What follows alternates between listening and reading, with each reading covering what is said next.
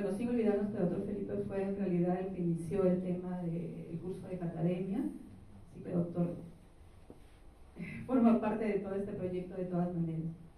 Además que van a seguir habiendo novedades, ¿no?, en relación a este curso, y de repente ya se van a ir enterando en el camino. Ahora nos toca hablar acerca del manejo de la catarata intumescente. La catarata intumescente es un tipo, digamos, una catarata en la que tenemos que tener especial cuidado, sobre todo en el abordaje quirúrgico, ¿no? Es una catarata blanca de aspecto perlado que no nos permite ver el segmento posterior, ¿no?, y valorar cómo se encuentra el paciente. Se observa una cámara anterior estrecha, podemos usar algunos exámenes de ayuda al diagnóstico que vamos a ir describiendo, y las técnicas de capsulotomía pueden ser varias, y ya les voy a explicar qué técnica uso yo con un poco más de frecuencia. Y bueno, la complicación más frecuente pues es el signo de la bandera argentina, ¿no?, que vamos a ver también. La catarata blanca en general tiene diferentes etiologías. La catarata intumescente, digamos que es la catarata blanca hipertensa, ¿no? Como les dije, hay una deficiente visibilidad de la cápsula anterior, y el punto más crítico durante la cirugía es la realización de la capsulorhexis o capsulotomía, dependiendo de lo que usemos. Y el riesgo o la incidencia de desgarro capsular va del 3.85% hasta el 28% en estos casos. Acá, para diferenciar las otras cataratas blancas, ¿no?, las cataratas maduras, hipermaduras, se diferencian porque, como vemos acá, tenemos que la cámara anterior es estrecha, como les había dicho, hay una convexidad de la cápsula anterior y hay picos altos de reflectividad, ¿no?, en el 70-90% de los pacientes. Los núcleos son de diferentes durezas y a veces se pueden observar núcleos pequeños y móviles comparados con las cataratas maduras y hipermaduras, que son núcleos duros más voluminosos. En la fisiopatología tenemos que se produce una liquefacción de la corteza del cristalino que provoca una acumulación de líquido en los espacios subcapsulares anteriores y posteriores, ¿no?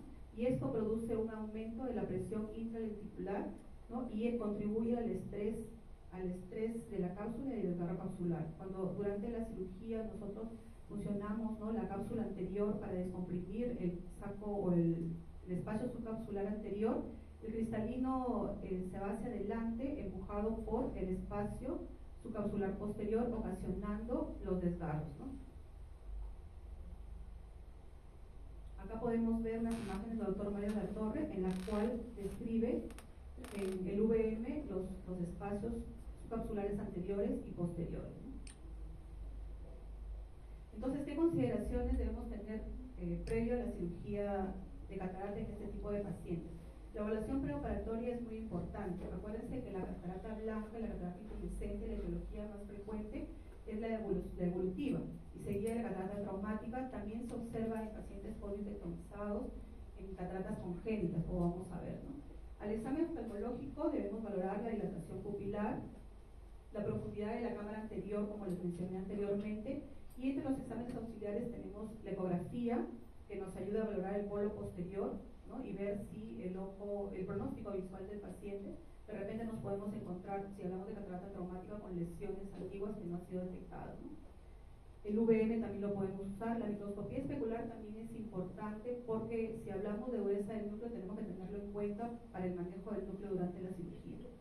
Y bueno, el OCT, segmento anterior, es uno de los exámenes que debemos pedirlo de todas maneras para valorar estas características del cristalino, ¿no? Que tenemos un cristalino de forma esteriforme, con un espesor mayor a 5.5 milímetros y una profundidad de la cámara anterior menor de 2 milímetros y un ángulo glomerular menor de 45 milímetros. Esas son las características que podemos observar en el OCT del segmento anterior en este tipo de catarata.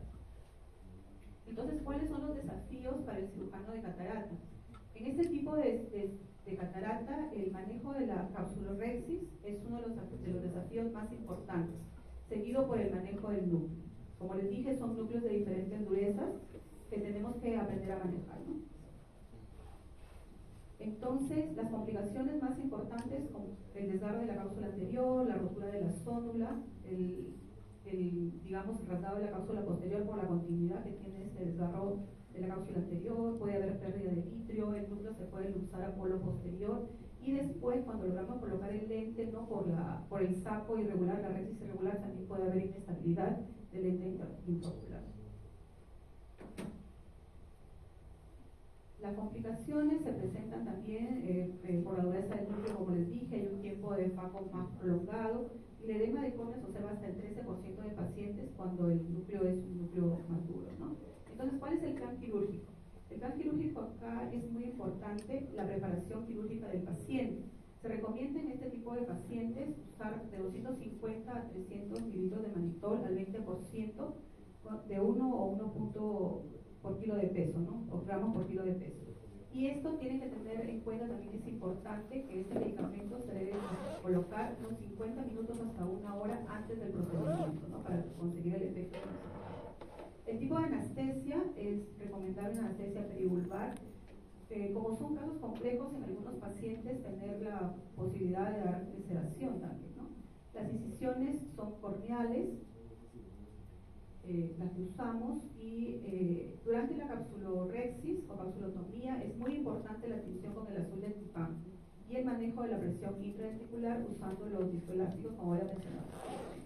La hidrodisección en estos pacientes debe ser cuidadosa, y además tenemos que tener en cuenta que es un núcleo que una vez que logramos hacer la capsulosis anterior es un núcleo que de repente lo encontramos flotando, entonces tenemos que tener cuidado, y él por sí mismo probablemente no necesitemos de mucha hidrodisección, ¿no? Y en las técnicas de fagomulsificación, pues las que usamos para núcleos duros, ¿no? Capuchó, Quichó de preferencia, para disminuir de repente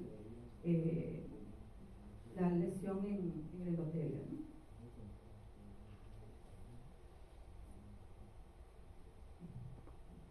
Lo que ahí se convirtió. Bueno, lo que usamos, lo que se recomienda es usar discoelásticos cohesivos, ¿no? De alto peso molecular, y en mi caso yo uso la técnica de Actionov del escudo usando discoelástico dispersivo seguido de discoelástico cohesivo. En realidad en la literatura ustedes van a encontrar que hay diferentes técnicas también, ¿no? El Actionov modificado, ¿no? El triple escudo. Lo que queremos con el discoelástico es tratar de digamos, equilibrar las presiones en la cámara anterior, ¿no? La presión intraventricular del saco capsular anterior, saco capsular posterior, y tratar de equilibrar esta presión para poder realizar la capsulorexis. Se recomienda bajar los parámetros de altura de la botella, y en el caso de que, por ejemplo, se produzca un desgarro de la cápsula anterior que no podamos manejar, pues tenemos que convertir la cirugía, ¿no? Acá les voy a presentar algunos videos de manejo de la cápsula rexis. Por ejemplo, lo que yo les recomiendo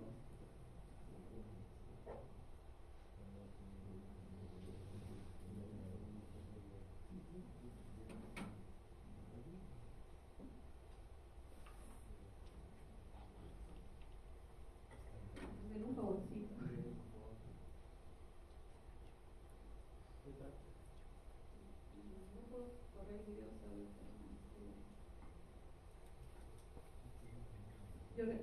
Lo que se recomienda es el uso de azul de tripán. El uso del azul de tripán, y en mi caso, como son cataratas muy blancas, a veces me ha tocado asegurarme de la tinción, ¿no? A veces de repente el azul de tripán no tiñe adecuadamente, esperar unos segundos más para lograr una buena tinción, porque tengan por seguro que hacer una capsulorexis en una catarata Manuel, un favorcito. Sí.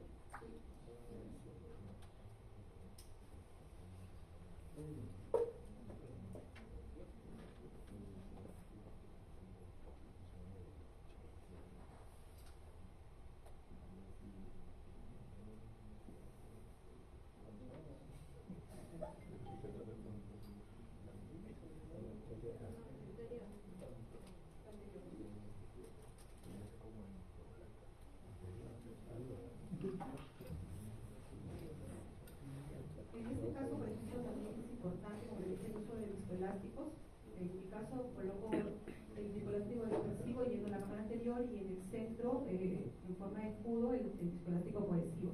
También se recomienda usar los viscoelásticos viscoadaptativos, ¿no? Como el COVID, y esto nos ayuda a mantener la cámara formada y controlar las presiones. Después, lo que hago es, con una aguja número 27 en el centro de la cápsula anterior, realizar la aspiración del material cortical, ¿no? Con cuidado. Si se dan cuenta, acá la cámara está cerrada, no he realizado todavía la incisión principal, ¿no? Para evitar que la cámara anterior, haya un describido en la cámara anterior por el aumento de la presión, ¿no? Como les dije, algunas etiologías pueden ser la catarata congénita. Por ejemplo, en este caso es una paciente de 21 años, ¿no? Que llega a la consulta con una catarata blanca intumescente. En estos casos ya se hizo la preparación preoperatoria. Fíjense acá, con la cámara cerrada, ¿no? Realizo la punción en el centro de la cápsula anterior para la aspiración del material lechoso, ¿no? Y recién ingreso a la cámara anterior. A pesar de haber descomprimido la cápsula, sigue saliendo contenido, ¿no? Liquefacto del cristalino. Y fíjense ahí, empieza a notar claramente el aumento de la presión. Y la rexis empieza a ir a la periferia, ¿no? Vemos que la rexis se va hacia la periferia.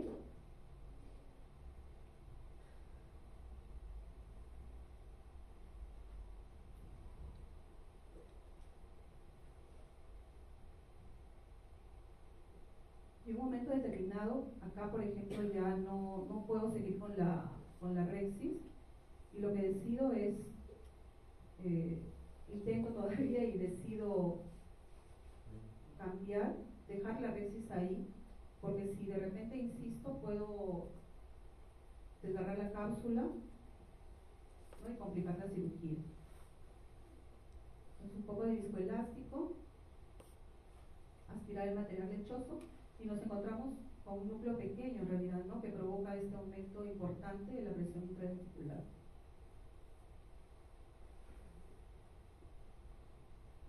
Realizamos la fagomultiplicación. Como es una paciente joven, en realidad la fagomultiplicación no es tan rápida.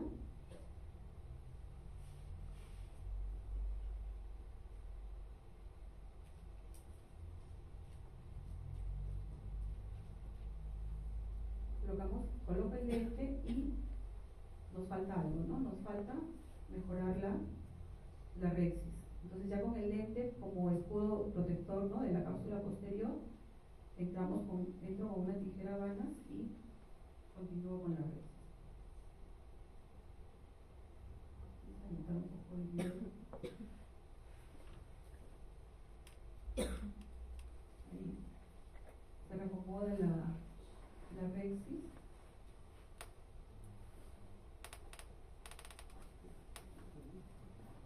Completamos la rexis y continuamos con la cirugía. Este es un paciente con catarata traumática, también una catarata intumescente.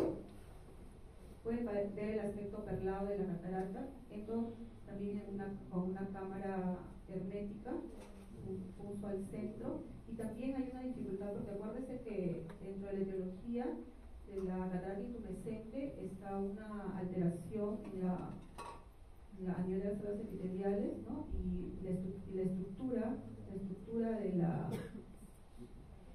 cápsula anterior, la estructura de la cápsula anterior es diferente, es una cápsula anterior que presenta mayor fragilidad. Entonces, por eso en este caso, por ejemplo, complica completar la rexis.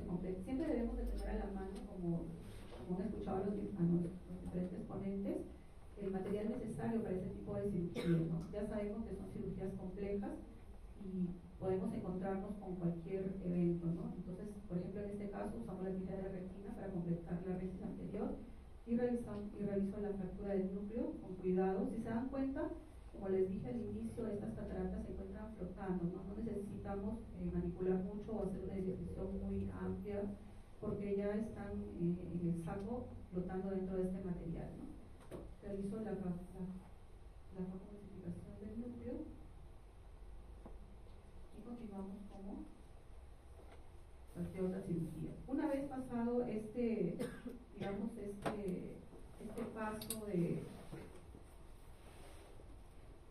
paso de la capsulorresis, podemos continuar, ¿no? Manejando el núcleo adecuadamente, nosotros podemos continuar como cualquiera de nuestras cirugías. Esta es otra catarata blanca, en la cual les voy a mostrar, esta catarata traumática. Lo mismo, aplicamos azul de tripán, escolástico dispersivo.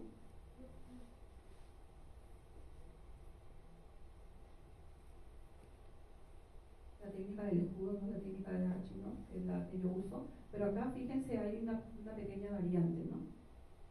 Abrí la incisión antes del tiempo, ya no es una cámara muy hermética, pero con cuidado se aspira el material cortical y realizar la capsulorresis. Yo les recomendaría realizar la capsulorresis, o sea, el aspirado del material cortical sin haber entrado en cámara anterior, ¿no? Con la incisión principal. En este caso, felizmente no pasó ningún evento que complicó la capsulorresis. Realizo la fractura del núcleo, es un núcleo blanco, pero es un núcleo de un paciente de más de 50 años. Si comparamos con el cristalino de la paciente más joven de 21 años, es un cristalino más duro, ¿no? Más duro, que es más compacto. Y acá hacemos la fractura, realizamos la facoemulsificación de los fragmentos, y acá nos vamos a encontrar con una diálisis anular, ¿no? En esta zona pueden observar en esta parte la diálisis anular.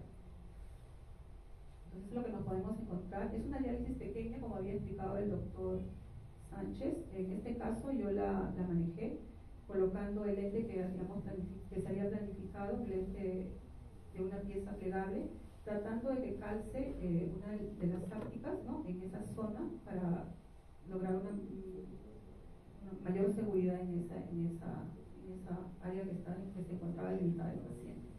Hay que tener en cuenta que también cuando manejamos las cataratas traumáticas y las subluxaciones o las diálisis, ahí podemos usar los anillos de tensión o el mismo lente nos ayuda, porque no son células patológicas, son células que están traumatizadas, digamos, por efecto del trauma que presentan este problema. Pero, por ejemplo, en los pacientes con pseudoesfoliación, los pacientes con diálisis con células patológicas, de repente se han recomendado otras técnicas, ¿no? Este es el paciente.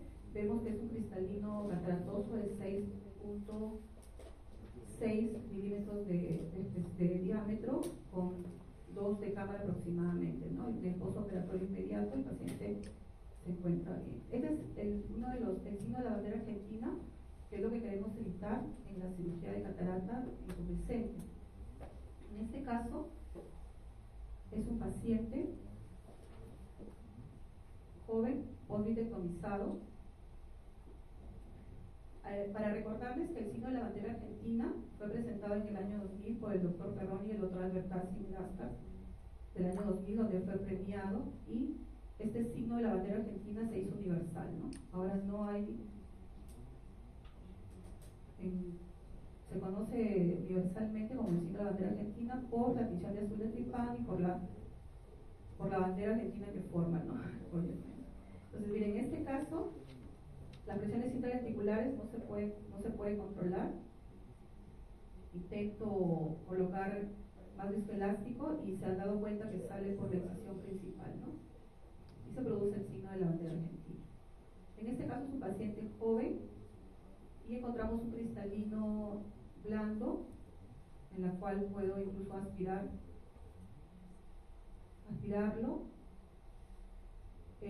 Bueno, en mi caso, en mi práctica me ha sucedido varias veces este signo de la bandera argentina y felizmente no se ha, el desgarro anterior no se ha corrido hasta la parte posterior, o sea, no he tenido luxaciones del núcleo y me ha permitido colocar el lente con cuidado, ¿no? Y créanme que cuando se complica más es cuando el lente, por ejemplo, en este caso vieron que hasta se verticaliza, ¿no? hay que tener cuidado cuando manipulamos el segmento anterior. Y luego, ya he colocado el lente, continuamos. Ahora, la técnica para la capsulorhexis, se han descrito varias técnicas, ¿no? Tenemos el uso incluso del inyector, el uso del cinefaco, el uso del femtosegundo también. En este caso, una paciente poditectomizada por hemovitrio, una paciente diabética de más de 50 años, ¿no? Que por ser una catarata blanca, pensando en tener mayor seguridad en el manejo de la rhexis, decidí realizar una capsulotomía con el femtosegundo.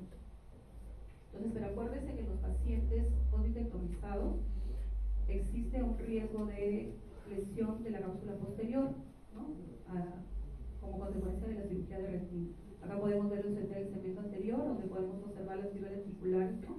Los espacios entre las fibras articulares cristalinas en la corteza. Demarcamos, se realiza la capsulorhexis, la capsulotomía. Y acá van a ver otra complicación, ¿no? Que yo no me esperaba. Siempre debemos manejar las cirugías que son complejas, ¿no? Con bastante cuidado. Y a pesar de eso, y a pesar de repente de los riesgos que debemos evitar, ocurren las complicaciones, ¿no? Si ningún cirujano está libre de tener complicaciones. Entonces, fíjense acá, quiero que se fijen bien en la hidrodisección, que de todas maneras, como cirujanos lo hacemos con cuidado, pero fíjense en el síndrome, a ver si se dan cuenta. Regresando un poquito. Fíjense ahí. ¿Vieron? Hay un síndrome de bloqueo capsular. No sé si se han dado cuenta. Y si estamos hablando de una catarata de un paciente poditectomizado con posible lesión en la cápsula posterior, ¿qué podría suceder? Se cuenta. Y ese sí era un cristalino más duro, ¿no? Ese era un cristalino duro que, bueno, como médico de retina se ingresó, y bueno, de pasada también se colocó láser, ¿no? Considerando que es una paciente con retinopatía diabética. ¿No? Entonces, en este caso sí le coloqué el lente de 3 piezas en sulcus, y pues lo dejamos para el manejo con el médico de retina, ¿no? Ahora también, como ustedes sabrán, también la opción de usar el jack láser, lo van a ver en este video, se ve muy bonito. Este es un estudio publicado de 11 pacientes, ¿no? Fíjense, con una potencia de 2 milijoules, se realiza una sola punción en el centro de la cápsula anterior, y el material liquefacto sale a la cámara anterior. Entonces, esto se puede realizar 10 minutos antes de la cirugía y nos ofrece disminuir el riesgo de la complicación, ¿no? Del desgarro de cápsula anterior. Y bueno, en el 2020 el doctor Blanco publica también 174 casos de pacientes donde usa la blancopunción. En este caso, el doctor lo que hace es realizar una punción también a cámara cerrada. Se dan cuenta, la aguja 27 ingresa al centro, pero él no hizo ninguna incisión, o sea, no tenemos incisión, no tenemos azules de pan, no tenemos discoelásticos, nada, ingresa antes, ¿no? Antes de empezar la cirugía. Hace algunas recomendaciones, usar una técnica bueno, en este caso de 30G, evitando movimientos que puedan dañar más. Incluso recomienda varias micropunciones, no solamente una, sino varias micropunciones, ¿no? En diferentes lugares de la cápsula anterior, y logran ver ahí que el material, ¿no? El material cortical sale hacia la cámara anterior. En sus 174 pacientes no presentó ninguna complicación en relación al desgarro de cápsula anterior. Luego, una vez descomprimiendo la cápsula, entramos a sala y realizamos la técnica habitual que logramos, ¿no? Con la tinción, obviamente, como les digo, usamos el azul de tripán para poder hacer una adecuada capsulorhexis. Bueno.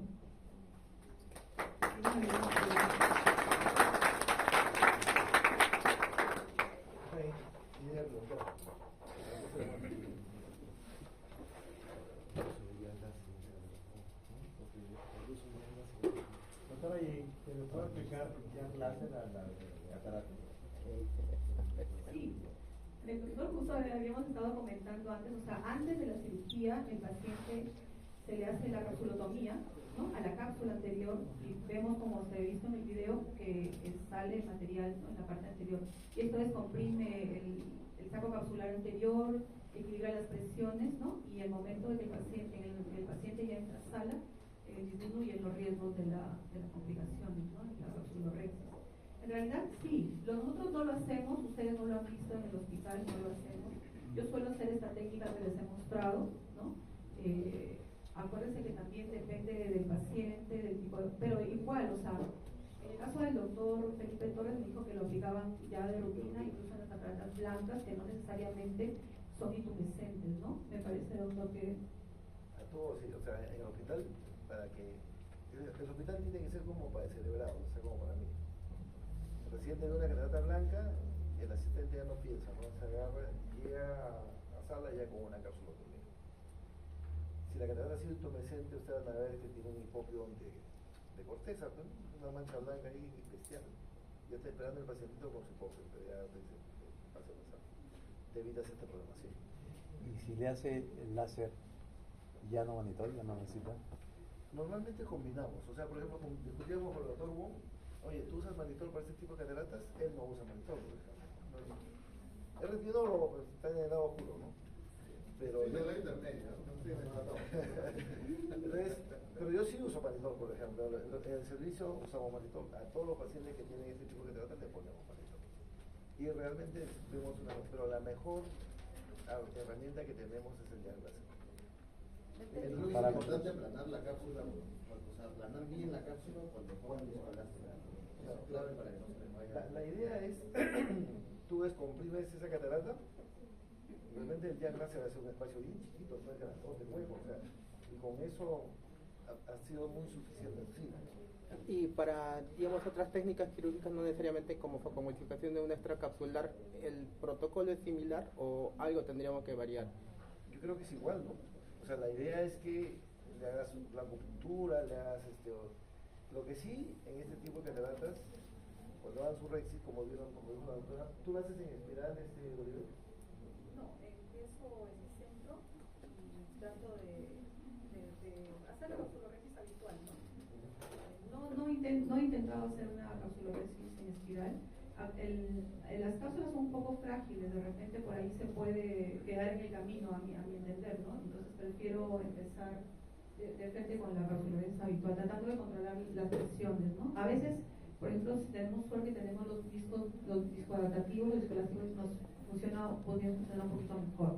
Pero sí le recomendaría usar esa técnica de discoelástico dispersivo y cohesivo para controlar las presiones, equilibrar presiones. La idea es que si hay presión, todo va a tirar para arriba, ¿cierto? Cuando ustedes dejan en la cápsula, se va para la periferia. Ustedes equilibran esas presiones y van a salir. Otra herramienta que la doctora para un diagnóstico precoz lo está haciendo Julio Rodríguez, que lo van a escuchar ahora, que lo tenemos en clase. Él está practicando una técnica en VM para diagnosticar justamente esos espacios de líquido que están formándose ahí, que te ayudan a determinar si esa catarata que vas a enfrentar es una catarata intumescente, ¿no? Julio, bienvenido. Gracias, Rodríguez. Te pasaste como siempre. Muy amable.